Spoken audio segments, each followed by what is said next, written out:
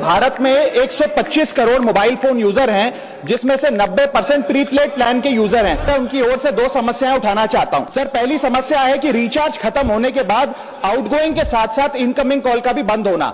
Sir, जब prepaid plan expire होता है या मोबाइल रिचार्ज की वैलिडिटी खत्म होती है तो आपकी आवाज बंद कर दी जाती है। फोन मेरा, सिम कार्ड मेरा, नंबर मेरा।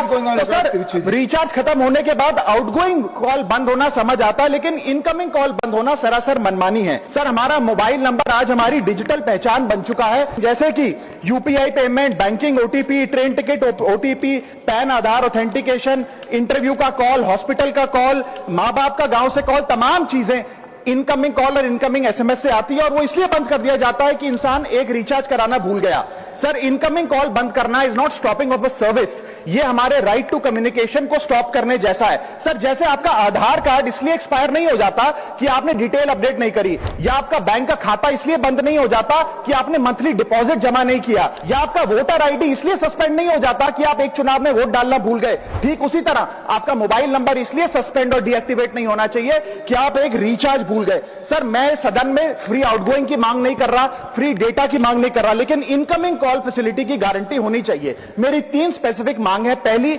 प्रीपेड मोबाइल कनेक्शन में इनकमिंग कॉल और इनकमिंग एसएमएस कम से कम 1 साल तक कंटिन्यू रहे, चलता रहे from the date of the last recharge, ताकि एसेंशियल कम्युनिकेशन चलती रहे। दूसरी, deactivation of the mobile number after 3 years। And third demand, mobile operator should introduce a low cost incoming only plan. वो लोग जो सिर्फ इनकमिंग के लिए फोन रखते हैं उनके लिए, जैसे कि 10 रुपए में 180 दिन की इनकमिंग कॉल की फैसिलिटी, इस प्रकार की स्कीम्स मोबाइल ऑपरेटर को लानी चाहिए।